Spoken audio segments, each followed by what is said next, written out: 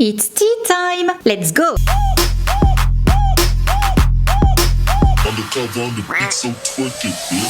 Bonjour, bonsoir tout le monde, je suis très contente de vous retrouver aujourd'hui pour une nouvelle vidéo et aujourd'hui on va parler d'un cas, franchement je suis déçue, mais je suis tellement déçue. Donc j'annonce la couleur d'entrée de jeu. On va parler donc de Jared Leto et j'ai appris des trucs où je me dis mais non quoi, mais non, pas toi, pas Jared, non. Bref, donc Jared Joseph Leto est un acteur mais également réalisateur, auto-entrepreneur, chanteur américain qui est né le 26 décembre 1971 en Louisiane et il tient son nom Leto de son beau-père. Ses parents ont divorcé très peu de temps après sa naissance, donc sa mère s'est remariée avec un immigré italien et il les a adoptés lui et son frère Shannon. Donc ils ont pris le nom de Leto et bien que sa mère et son beau-père ne soient finalement pas restés mariés, ils ont quand même conservé le nom de famille de leur ex-beau-père. Et ils ont pas mal voyagé. Donc ils ont voyagé à travers le Colorado, le Wyoming, la Virginie, même à Haïti. Et à propos de cette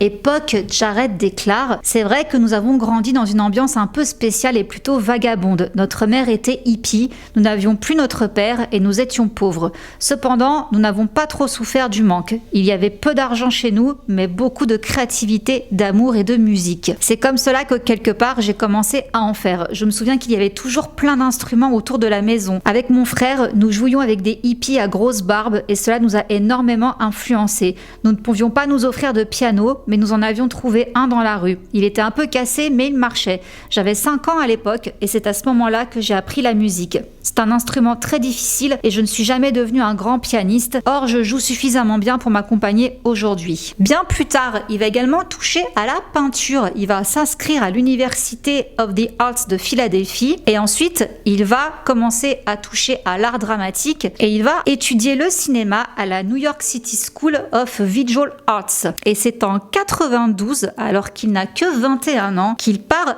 à Los Angeles et il va décrocher un rôle assez décisif en 1994. Ce sera le rôle de Jordan Catalano qu'on a vu dans la série Angela 15 ans aux côtés de Claire Danes.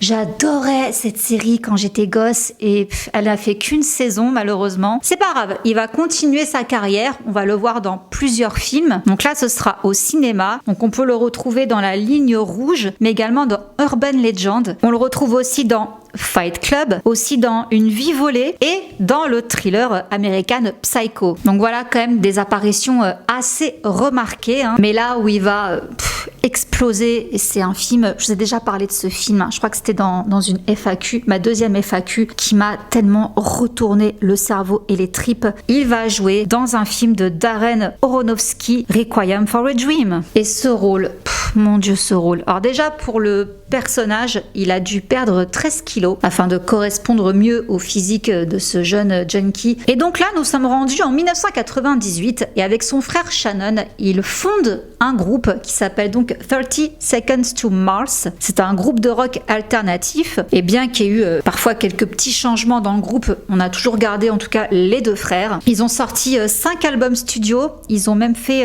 une tournée de 2 ans qui a battu le record du monde Guinness du nombre de concerts joués pendant un cycle d'albums. Son groupe va très bien marcher en parallèle de sa carrière cinématographique. Donc au cinéma toujours, il va enchaîner dans plusieurs films. On va le retrouver dans Panic Room, mais également dans Highway, la super production Alexandre, Lord of War, pareil, un film que j'adore. Ethan Hawke, vous savez, mon amour pour Ethan Hawke, son rôle, je l'adore. La scène de fin, s'il vous plaît. Ceux qui l'ont vu, la scène entre Nicolas Cage et Ethan Hawke. Sans spoiler, je donne pas le contexte. Ceux qui l'ont vu savent, cette scène est épique. La tête d'Ethan Hawke à la fin de la tirade de Nicolas Cage. Génial. Ce film-là, pareil, il faut absolument que vous le voyez. Pas facile, voilà.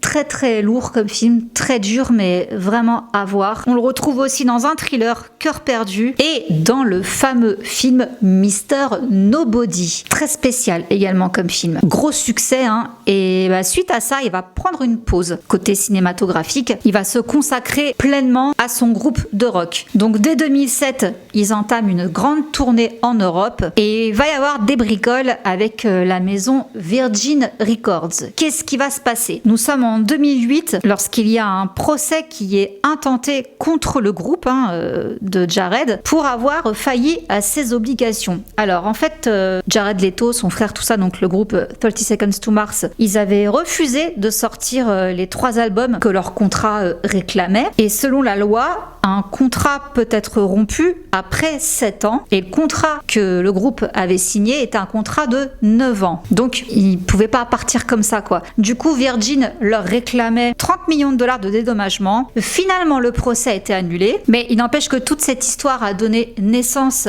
à un documentaire qui s'appelle Artifact, réalisé par Jared Leto lui-même. Et là, il est sous le pseudonyme Bartholomew Cubbins. Et il a bossé sur ce documentaire pendant 3 ans et demi. Il a même été projeté au festival du film de Toronto. Et en fait, dans ce film, on voit tout simplement son groupe, les hauts et les bas, à ce moment-là, dans la vie du groupe, aussi bien au niveau scénique que privé. Et le but de ce documentaire était, je cite, de montrer au public que l'industrie musicale actuelle tourne principalement autour de l'argent et on oublie même l'aspect artistique et créatif du métier au détriment des artistes. Et de ce fait, il y a eu plusieurs intervenants dans ce documentaire, dont le regretté Chester Bennington et bien d'autres. Bon, malgré tout ça, le groupe a beaucoup d'influence à travers le monde. Eh bien, ils vont s'en servir. Donc, Jared Leto va lancer une entreprise de gestion de contenu média et de marketing numérique qui s'appelle The Hive, et ils vont lancer une opération, une entreprise qui s'appelle One and Only Golden Tickets. C'est un espèce de service en fait qui vend des tickets pour des concerts, des festivals, des événements, tout ça. Et cette entreprise est rebaptisée par la suite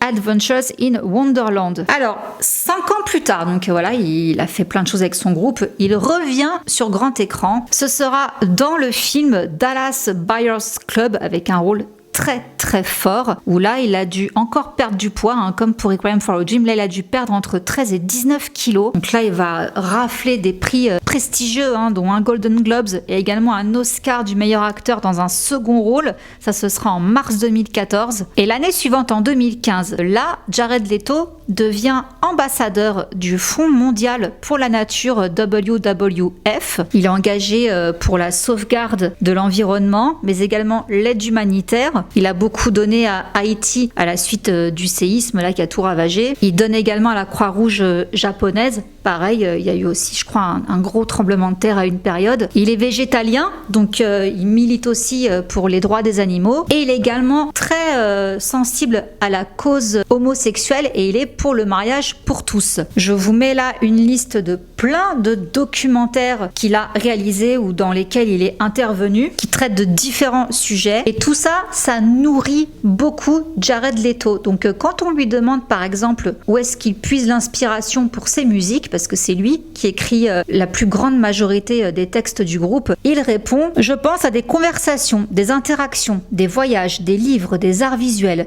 L'art canalise mon inspiration, m'aide à faire marcher autrement mon cerveau. Je suis également inspiré par notre public du monde entier, à l'amour qu'il nous porte.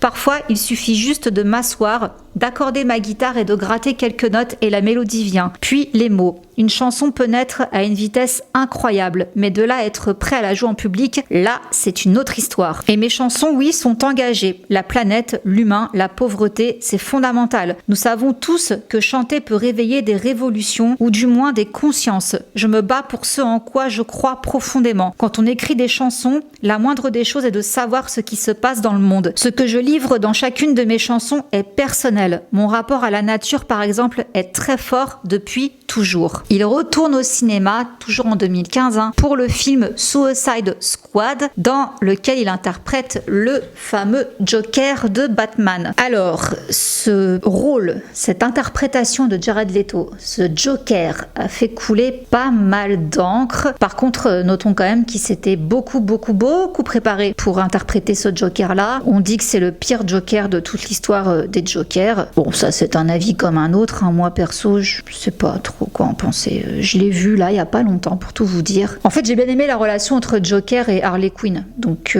voilà, j'ai pas été plus critique que ça, dirons-nous, même si pour moi le meilleur reste Heath Ledger, naturellement. Bon, de toute façon, ça n'a pas marché des masses, malheureusement. Et comme je vous dis, il s'est tellement préparé qu'il a eu même du mal à sortir de la peau de Joker. Mais en fait, je crois que c'est tout tous les acteurs qui ont interprété Joker, peu importe la version qu'ils ont donnée, ils ont tous eu du mal à s'en sortir de ce personnage-là, à croire qu'il y a une malédiction autour de ce personnage. Donc il dit: j'ai travaillé le rire en marchant dans les rues de New York et Toronto. Je marchais dans les rues et voyais quel rire faisait frissonner les gens. C'est là on est arrivé à un point où je riais et les gens se retournaient en se disant: mais qui est cet homme louche derrière moi? Et petite anecdote d'ailleurs, parce que ça a fait un peu scandale, bon du coup je rétablis un peu la vérité ici au passage, il y en avait beaucoup qui s'étaient offusqués en disant mais il est complètement taré, il a offert un rat mort à Margot Robbie sur le tournage, donc il a un peu trop pris son rôle au sérieux quoi. Alors la vérité, qu'est-ce qui s'est passé? Il lui a offert un rat mort ou pas? Alors oui, il lui a offert un rat, mais vivant, c'est plus sympa quand même. Un gros rat noir, donc quand Margot a reçu la boîte, elle a crié n'ouvrez pas la boîte, elle a pris peur, et quand elle a vu le rat, elle était folle de joie, elle l'a trouvé trop mignon, donc elle l'a appelé Rat Rat, mais comme elle n'avait pas le droit de le garder sur le tournage de Suicide Squad, eh bien elle l'a donné à sa costumière, qui l'a ensuite confié aux filles de Guillermo del Toro, et donc voilà, maintenant c'est le rat des enfants de Guillermo del Toro, pour la petite histoire. Donc non, il n'a pas offert un rat mort. Non, il y a assez d'autres choses qu'on peut lui reprocher par la suite, mais pas l'histoire du rat. C'était mignon, si on aime les rats. Ensuite, on va le retrouver à l'écran dans un film qui a fait un bide, et je comprends pas trop, parce que... Enfin, moi en tout cas, je sais que mes parents l'ont adoré, c'est The Outsider. Et apparemment... ça n'a pas marché du tout, il y est sur Netflix, oui. Et là donc nous arrivons en 2019, ça va commencer à se gâter. On a pu voir sur le compte Twitter du groupe de Jared 30 Seconds to Mars, c'était le 15 août 2019. On a vu Jared entouré de pas mal de personnes, tel un gourou et ses disciples, et ça a un petit peu interloqué pas mal de personnes, tous ceux qui ont vu ça quoi. Donc certains se sont dit ça ressemble à une secte son truc là, et ça a fait remonter des souvenirs à certaines personnes, notamment lors de concerts du groupe, où effectivement, on avait déjà pu voir Jared Leto arriver sur scène tel un gourou, et on se rappelle aussi qu'en 2016, Jared avait produit un documentaire qui s'appelait Holy Hail, et qui parlait déjà d'une secte américaine Buddha Field, donc les gens ont eu ça en tête, et sur Twitter, donc ces fameuses photos étaient également accompagnées d'un petit triangle rouge avec le hashtag Mars is Island, soit Mars est une île. Donc là, les gens se sont posés des questions. Est-ce que c'est le début d'un nouveau mouvement religieux sur une île nommée Mars, avec Jared Leto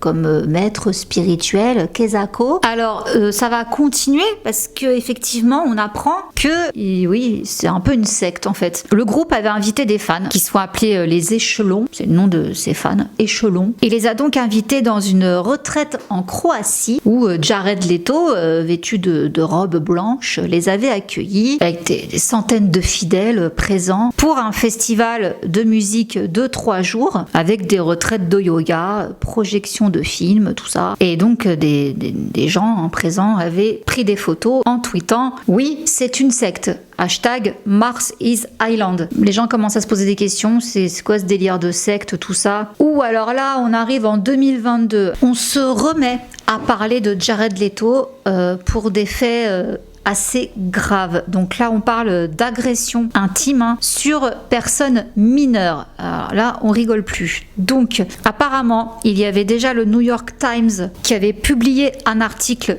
quelques années auparavant qui parlait justement de ça, en disant qu'il avait donc eu un comportement de prédateur envers des jeunes mineurs de 14 à 17 ans. Donc selon cette enquête menée par le New York Times, Jared Leto et son groupe auraient à plusieurs reprises contacté des jeunes femmes, fans du groupe, afin de leur payer des billets d'avion pour qu'elles les rejoignent en tournée ou pour faire partie de leur tour bus, là, bus tour, quand ils sont dans les bus sur les routes. Donc une fois les jeunes filles sur place, il aurait eu des gestes déplacés envers elles et il aurait même eu des relations intimes avec. Donc comme je vous dis, moi j'étais passée à côté. J'étais toujours passée à côté jusqu'à là. Et il y en a un acteur que j'aime beaucoup qui a ouvert sa bouche justement à propos de tout ça en 2019. 2018 publiquement, c'était sur Twitter, et c'était Dylan Sprouse. Donc il avait tweeté le 16 mai 2018: Yo Jared Leto, maintenant que tu t'es glissé dans les DM de tous les mannequins féminins âgés de 18 à 25 ans, quel est ton taux de réussite selon toi? Et il y avait même le réalisateur des Gardiens de la Galaxie, donc James Gunn, qui avait répondu en mettant « Il commence à 18 ans sur Internet ?» Point d'interrogation. Donc Dylan, pour info, c'est donc le frère jumeau de Cole Sprouse que vous voyez dans Riverdale. Les deux jumeaux qu'on a connus des tout petits là dans la série Friends. On les a revus dans Big Daddy et dans plein de productions Disney Channel. Donc oui, lui, il dit clairement que Jared Leto s'est glissé dans les DM de jeunes mannequins et qu'il aurait même été agressif avec certaines. Donc Jared Leto n'a pas fait de commentaires à tout ça, mais il y a quelqu'un d'autre qui a parlé en anonyme. Alors cette personne-là, voilà ce qu'elle disait sur Jared. Il a approché toutes les filles et les a invitées à ses concerts. C'est un texteur en série. Il envoie constamment des SMS à des filles de 16 et 17 ans. C'est vraiment effrayant. Et concernant donc son espèce de retraite spirituelle, sa secte là en Croatie, donc où il invite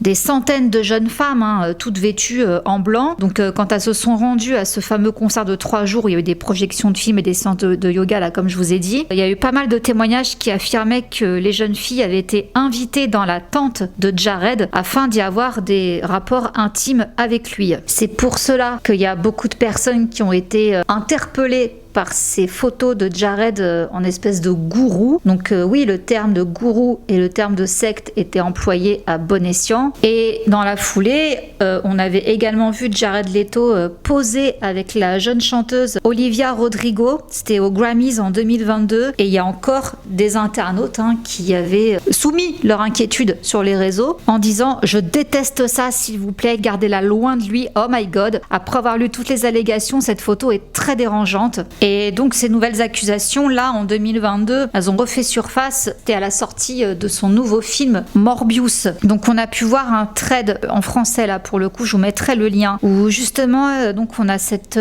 jeune femme qui en parle. La sortie de Morbius, c'est l'occasion de rappeler ou d'apprendre, pour ceux qui ne seraient pas au courant, que Jared Leto est multi-accusé de viol par des mineurs, et donc elle avait posté tout un screenshot sur pas mal de jeunes filles, notamment tout ce qu'elles avaient subi de sa part, et c'était toutes des mineurs Et pourquoi tout ça, ça n'a pas donné suite? Parce qu'apparemment ces accusations proviennent de sources non vérifiées, il n'y a pas de preuves. Il est dit là depuis octobre 2022 qu'il jouera peut-être normalement, enfin on attend de voir s'il trouve un producteur pour jouer le rôle de Karl Lagerfeld dans un nouveau film, un biopic, donc si j'ai bien compris. Voilà, alors pourquoi je vous parle de ça maintenant? Parce que là récemment il y a eu donc le Met Gala où Jared a été invité et on l'a vu, il s'est pointé déguisé en gros chat, et ça a ravivé donc des commentaires assez explicites de cet ordre-là en fait sur les réseaux. Et c'est l'une d'entre vous, une de mes petites fouines, qui m'a dit Margaret, tu savais pas ça sur Jared Leto? Donc j'ai vu tous les threads sur Twitter, j'étais choquée, j'avais jamais entendu parler de ça. Et j'ai vu également autre chose de très intéressant qui est ressorti, à savoir, est-ce que Jared Leto est épargné par toutes ces accusations? Enfin, il n'est pas épargné parce qu'on l'accuse, mais il n'y a pas de suite. Est-ce que c'est grâce au beauty privilege?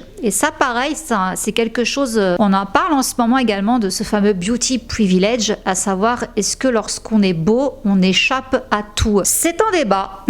Franchement, c'est un débat. C'est assez intéressant d'ailleurs comme débat. Est-ce que la beauté épargne? J'ai envie de dire, là tout de suite comme ça à chaud, oui, mais jusqu'à un certain moment. Attention, encore une fois, j'accuse pas parce que je ne sais pas, mais pour qu'un type comme Dylan Sprouse l'ouvre et dise ça, qu'apparemment il en a rien à faire, Jared Leto, pas Jared Leto, il dit ce qu'il a à dire, sachant quand même qu'il bosse dans le même milieu, c'est qu'il sait des choses. À un moment donné, il a pas dit ça pour rien, sauf si c'est des jeunes femmes qui lui ont dit et qu'elles ont toutes menti. Enfin, je trouve ça quand même un petit peu gros. Dès lors où un acteur, même si Dylan n'est pas aussi connu que Jared Leto, soit, mais il aurait quand même pu se tirer une balle dans le pied en l'ouvrant contre le monstre Jared Leto, parce qu'il est quand même très important Jared Leto dans l'industrie américaine, faut pas non plus l'oublier. S'il se permet de l'ouvrir, c'est qu'il sait ce qu'il dit et qu'il s'en fout des répercussions, parce qu'il sait qu'il peut pas y en avoir. parce qu'il ne ment pas. Donc, oui, je me dis que, bah ouais, c'est vrai. Et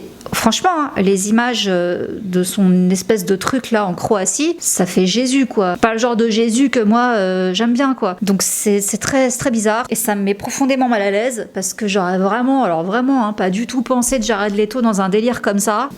Aidez-moi. Dites-moi qu'en pensez-vous, parce que là, je suis ébobie. Dans le mauvais sens. Est-ce que vous avez entendu parler de tout ça? Je suis désolée, en ce moment je vous parle beaucoup d'affaires sordides. Je sais que j'en ai déçu beaucoup hein, avec Chris Noth, Mr. Big, j'en suis désolée. Moi-même je suis tombée de haut. Hein. Bon bah on continue de Jared Leto. Alors la première que j'ai déçue c'est ma mère, parce que ma mère elle l'adore. C'est son chéri quoi, Jared Leto quoi. Quand je lui ai dit ça, elle m'a dit oh, non, mais me raconte plus rien, je veux plus savoir. À chaque fois que j'aime un acteur, il se passe un truc avec lui, je suis dégoûtée. Bref la pauvre, mais oh son Jared Leto quoi. Fallait pas y toucher. Du coup, elle est dégoûtée, elle arrive pas à y croire. Mais ouais, franchement, c'est chaud quand même. Alors, il y a quand même une question que j'ai envie de me poser aussi. Les jeunes filles de 14 à 17 ans, qu'est-ce qu'elles vont faire dans une tournée avec des chanteurs sans leurs parents? À un moment donné, il faut quand même qu'on en parle aussi de ce genre de truc, parce que, bon, lui, il y a rien à dire. Hein.